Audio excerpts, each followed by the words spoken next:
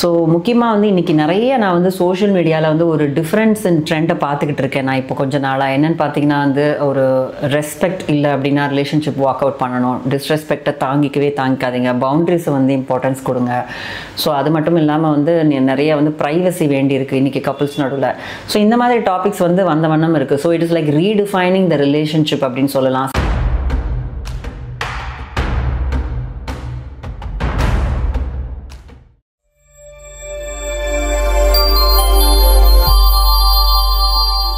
But இந்த ரெஸ்பான்ஸை வந்து இந்த மனைவி எப்படி எடுத்துப்பாங்கன்னா, இவங்க என்ன டிஸ்ரெஸ்பெக்ட் பண்ணுறாங்க, இவங்க என்ன வந்து கொஞ்சம் கூட வேல்யூ பண்ணலை, அதனால தான் இவன் வாய மூடிட்டு இருக்கான் அப்படின்னு நம்ம எடுக்கும்போது இது இன்னும் தப்பாக போயிடும். எரியிற நெருப்பில் எண்ணெயை ஊற்றுற மாதிரியான ஒரு விஷயம் ஆகிடும். ஸோ ஒருத்தவங்களுடைய பிஹேவியரை வந்து நம்ம அனலைஸ் பண்ணும்போது அதை எடுத்துக்கிற விதம், the way you are attributing or interpreting the situation வந்து கரெக்டாக இல்லை, அந்த ஜட்ஜ்மெண்ட் சரியில்லைன்னா இந்த ரிலேஷன்ஷிப்பே வந்து அழியறதுக்கான வாய்ப்புகள் இருக்குது அப்படிங்கிறத நான் சொல்ல விரும்புகிறேன். ஒரு சில நேரங்களில் ஆண்களுடைய மனநிலைமை அப்படி இருக்கலாம்.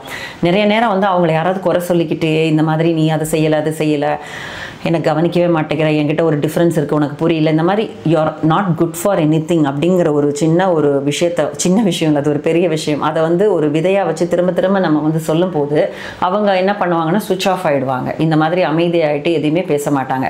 அப்படி இருக்கும்போது இதை பெண் எடுத்துக்கிட்டு ஐயோ இது மாதிரி என்ன ரெஸ்பெக்டே பண்ணல, என் இமோஷன்ஸை நீ வந்து இது பண்ணவே இல்லை அப்படின்னு நினச்சிக்கிட்டே இருந்தால் இந்த ரிலேஷன்ஷிப் இன்னும் டிட்ரோயிட் ஆகிட்டு தான் போகுது. இது வந்து நம்ம நார்மலாக பேசி வாங்கி இருக்கும்போது அவன் அப்படி இருக்கிறாங்களா, ஏன் அந்த மாதிரி அவங்க வந்து உங்களை கண்டுக்கவே இல்லை, எப்போ பார்த்தாலும் கிரிக்கெட் தான் மேட்ச்சுக்கு போகிறாரு, பாய்ஸோட தான் போகிறாரு, செல்ஃபிஷாக இருக்காரு அப்படிங்கிறத வந்து நம்ம கொஞ்சம் ஆராய்ஞ்சு என்ன விஷயம் அப்படிங்கிறத டிஃப்ரென்ஷியேட் பண்ணி, it's a very thin difference, பார்த்தா ரெண்டு ஒரே பிஹேவியர் மாதிரி தான் இருக்கும், ஆனால் அந்த இன்டென்ஷன் அதுதான் மேட்டர்ஸ். அதனால ஒவ்வொரு பெண்ணும் சரி இந்த விஷயங்களில் இது இப்படி தான் நடக்குதா, ஏன்னா நிறைய பெண்களுக்கு வந்து அவங்களுடைய ஹஸ்பண்ட் அப்பா அம்மா, அவங்க அப்பா அம்மா வந்து ஒரு ஹஸ்பண்ட் அண்ட் ஒய்ஃபாக இருந்திருப்பாங்க இல்லையா, அந்த உறவுகளுக்குள்ள என்னென்ன பிரச்சனை வந்ததோ அது நம்ம உறவுக்குள்ள வரக்கூடாதுங்கிற ஒரு பயத்தோட தான் இன்னைக்கு உள்ள வராங்க. ஸோ அதே மாதிரி ஒரு அப்பா வந்து டாமினேட் பண்ணுற மாதிரி நம்ம புருஷன் பண்ணிடக்கூடாதுங்கிறதுக்காக முன்னக்கூட்டியே அவங்க வந்து சில ஸ்டெப்ஸ் எடுக்கிறாங்க. ஸோ அந்த மாதிரிலாம் இருக்கும்போது இன்றைக்கி ரொம்ப கஷ்டங்க. நம்ம வந்து அந்த நெகட்டிவிட்டியோடு இல்லாமல் எனக்கு நல்லபடியாக நடக்கும், கண்டிப்பாக அந்த லேர்னிங் எக்ஸ்பீரியன்ஸ் ட்ராமேட்டிக்காக இருந்தாலும் அந்த பேட்டர்னோட நீங்கள் வந்தீங்கன்னா you will get what you are expecting. எதுக்கு பயப்படுறோமோ அதே நடந்துரும்ன்ற மாதிரியான ஒரு விஷயம் சம்பவிச்சிடும். ஸோ நம்ம எப்போவுமே வந்து ஒரு positive mind settle I've seen good couples, நீங்கள் யாருமே ஒரு நல்ல ஒரு உறவை பார்த்துருக்க மாட்டாங்க, அதனாலையுமே இன்றைக்கி திருமணத்தில் நிறைய பேருக்கு இன்றைக்கி ஒரு மரியாதை எல்லாம் போயிட்டுருக்கு. இன்னொன்று வந்து ப்ரைவசி அப்படின்னு ஒரு விஷயம். எதுக்குங்க ப்ரைவசி இருக்கணும், புருஷன் வந்து பொண்டாட்டிக்கு என்ன ப்ரைவசி இருக்கணும்னு ஒரு சில பேர் பேசினாலும் I accept as a psychologist you need your space, privacy வேணும் தான். அது என்ன மாதிரி எது சரி எது தப்புன்னு இதில் நீங்கள் பார்த்தீங்கன்னா ஒரு பாஸ்வேர்டே இருக்கக்கூடாது அப்படின்னு நம்ம சொல்கிறது தப்பு கிடையாது. உன்னுடைய ஃபோன்லேயே பாஸ்வேர்டு வேணாம், என் ஃபோன்லேயே பாஸ்வேர்டு வேணாம், எப்போனாலும் நம்ம வந்து பார்த்துக்கலாம், இதில் தப்பு இல்லை. ஆனால் எது தப்பு அப்படின்னு கேட்டிங்கன்னா, நீங்கள் இல்லாத நேரம் வந்து அதை எடுத்து பார்க்குறது, உங்களுடைய பர்சனல் விஷயத்தை ப்ரைவேட் விஷயமா நீங்கள் ஏதாவது ஒரு இன்ஸ்டாகிராமில் சேட் பண்ணிங்கன்னா அது நீங்கள் இல்லாத போது சந்தேக எண்ணத்தோடு போய் பார்க்குறது, பொசசிவான எண்ணத்தோட உங்களை கண்ட்ரோல் பண்ணுன்ற எண்ணத்தோட அதை போய் பண்ணுறது, உங்கள் மேலே இருக்கிற ஒரு பேரனாய்ட் சஸ்பீஷியஸ்னஸில் போய் பார்க்குறது, நீங்கள் வந்த உடனே தெரியாத மாதிரி வச்சுடுறது, இந்த மாதிரி பிஹேவியர்லாம் கண்டிப்பாக டாலரேட்டே பண்ணக்கூடாது. இதெல்லாம் தப்பு தான், அது நம்ம யார் செஞ்சாலும் தப்பு. இது நீங்கள் ரெண்டு பேர் இருக்கீங்க, ஃபோன் பக்கத்தில் இருக்குது, நீங்கள் ஏதாவது ஒரு பேங்க் அக்கௌண்ட்டோ இல்லைனா ஏதாவது ஒரு மெசேஜ் உங்கள் ஃப்ரெண்டோட இது காட்டணும் அப்படின்னா சடனாக அந்த எடுத்து பார்க்கக்கூடிய உரிமை வேறு யாருக்கும் இல்லைங்க, உங்கள் கணவன் மனைவிக்கு நம்ம கொடுத்து தான் ஆகணும். இல்லை டோன்ட் டச் இட் அதுனா அப்போனா தெர் இஸ் சம்திங் ராங். நீங்கள் அப்போ வந்து ஒரு ப்ரைவேட் லைஃப் நீங்கள் வாழ்கிறீங்க அப்படின்னு அர்த்தம். அது உங்களுக்கு தப்புன்னு பட்டுச்சு அப்படின்னாலே அது ப்ராப்ளம் தான். உங்களுக்கு அது தப்புனே படலைன்ற போது நீங்கள் ஒரு பொண்ணாக இருக்கவங்க ஒரு பாய் கிட்ட பேசிகிட்டு இருக்கலாம், அது நீங்கள் தப்புன்னு நினைக்காத பட்சத்தில் be open to your husband. Same thing goes with the man also.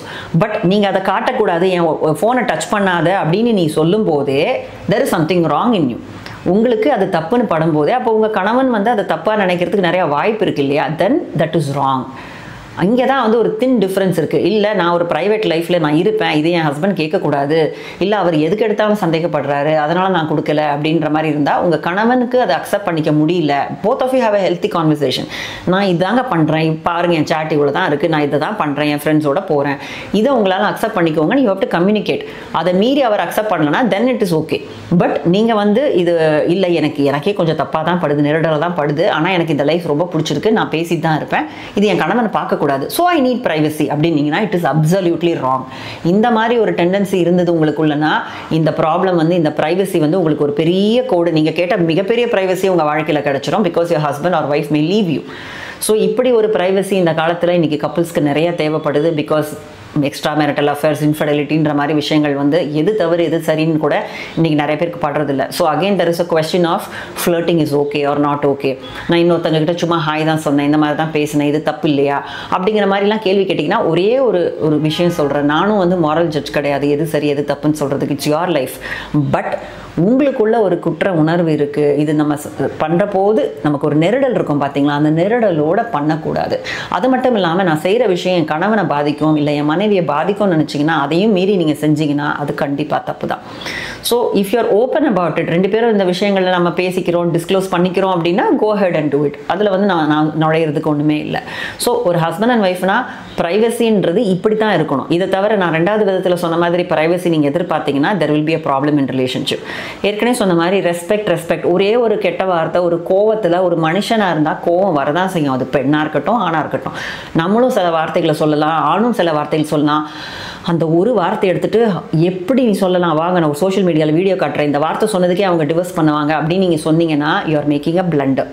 Because ஒரு ஆங்கரில் நம்ம வார்த்தை வரும். இந்த சகிப்புத்தன்மை இல்லை அப்படின்னா நம்ம வாழ்க்கையே வாழ முடியாது, இன்னொரு உறவை நம்ம கூட சகிச்சுக்கிட்டு வாழவே முடியாது. Where is a question of இங்கே ஒரு தின் லைன் தான் இருக்குது. அந்த தின் லைனை மீறி நீங்கள் வந்து ரொம்பவும் அந்த பவுண்ட்ரிஸ்ன்னு சொன்னீங்கன்னா அப்போ நீங்கள் இந்த பவுண்ட்ரிஸ்குள்ளே இருந்துக்க வேண்டியதான். உங்கள் புருஷனை உள்ளவே விட வேண்டாம், உங்கள் மனைவியை உள்ளவே விட வேண்டாம், அதுக்கு திருமணமே பண்ணிக்க வேண்டாம். நீங்கள் பவுண்டரிஸை ரெஸ்பெக்ட் பண்ணணும்னா என்ன அது அப்படிங்கிறது ஒரு ரெஸ்பெக்ட்ஃபுல்லான மெச்சூரான கப்பில் பார்த்தீங்கன்னா உங்களுக்கே தெரியும். அவங்களுக்குன்னு ஒரு ஹாபி இருக்குது. இப்போ எனக்கு ஒரு ஹாபி இருக்குது அப்படின்ற போது அவங்க அதுக்கு போகிறாங்க. அதுக்கு போய் கொஸ்டின் பண்ணிவிட்டு நீ எத்தனை மணிக்கு போகிற, எப்போ வருவ, ஏன் போகிற, இந்த மாதிரி கேள்வி கேட்டால் அது தப்பு. கண்ட்ரோல் பண்ணுற, எத்தனை மணிக்கு போகிறேன்னு சொல்லி, நீ என்ன ட்ரெஸ் போடணும்னு சொல்லு, நான் தான் சொல்லுவேன், இந்த மாதிரி விஷயங்கள்லாம் பண்ணுறது வந்து ஆட்டோமேட்டிக்காக கண்ட்ரோலிங் தான். ரெண்டு பேரும் சேர்ந்து ஒரு விஷயத்தை டிஸ்கஸ் பண்ணுறது, ஓகே நீ போகலான் இருக்கியா, ஓகே ஃபைன், நான் இப்படி நினைக்கிறேன், இதை பற்றி நான் இப்படி நினைக்கிறேன்றது ஹெல்த்தி டிஸ்கஷன். அதை விட்டுட்டு நான் வந்து உன்னை டிக்டேட் பண்ணுவேன் அப்படின்றது வந்து இட்ஸ் ராங் பிஹேவியர். அதை நீங்கள் டாலரேட் பண்ணிக்கவே வேண்டாம். அது தவிர இன்ஃபெர்டிலிட்டி அப்படிங்கிறத நீங்கள் தயவு செஞ்சு டாலரேட் பண்ணிக்கணும்னே அவசியம் கிடையாது. அது செக்ஷுவலாக இருக்கணும்னு கிடையாது. இமோஷனலாக இருந்தால் கூட யார் கூடயாவது நீங்கள் ஃப்ளர்ட் பண்ணுறாங்க உங்களோட கணவனோ மனைவியோனா கண்டிப்பாக அதை டாலரேட் பண்ணிக்காதீங்க. இதெல்லாம் என்ன சகஜம்னு உங்களை வந்து குழப்ப பார்த்தாங்கன்னா இல்லை, அவங்க உங்களை கேஸ்லைட் பண்ணுறாங்க, இது நார்மலைஸ் பண்ண ட்ரை பண்ணுறாங்க. It is not normal. You should stand up and உங்களுடைய மரியாதையை நீங்கள் அந்த இடத்துல காப்பாற்றிக்கணும்.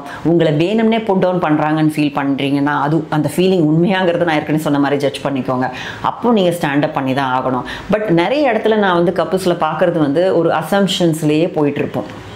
நமக்குள்ளேயே அந்த ப்ராப்ளம் இருக்குங்கிறத முதல்ல உணர்ந்து நம்மளை ரெஸ்பெக்ட் பண்ணுறோமாங்கிறத நீங்கள் ஃபஸ்ட்டு 100% தெரிஞ்சுக்கிட்டிங்கன்னா நோபடி கேன் டிஸ்ரெஸ்பெக்ட் யூ. உங்கள் ஹஸ்பண்ட் உங்களை அப்படி ட்ரீட் பண்ணுறதுக்கு வாய்ப்பே இல்லை. அதேமாரி பண்ணால் you can always speak about it, raise your voice. There are help lines. வயலன்ஸ்க்கு அகேன்ஸ்டாக இன்றைக்கி வந்து எல்லா மூமெண்ட்டும் நம்மளுக்கு வந்து பெண்களுக்கு வந்து பாதுகாப்பாகவே இருக்குது. ஆனால் இந்த பதிவு மூலமாக எது சரி எது தவறு அப்படிங்கிற ஒரு விஷயத்தை புரிஞ்சுக்கிட்டு ஒரு உறவில் அடுத்த ஒரு முடிவுக்கு வாங்க அப்படிங்கிறது தான் இந்த பதிவு மூலமாக நான் தெரிவிச்சுக்கிறேன். இதை வந்து உங்களுக்கு யூஸ்ஃபுல்லாக இருந்தது அப்படின்னா கண்டிப்பாக ஷேர் பண்ணுங்கள். ஸோ இன்னொரு முக்கியமான இன்ட்ரெஸ்டிங்கான பதிவில் உங்களை எல்லாரையும் நான் சந்திக்கிறேன். நன்றி, வணக்கம்.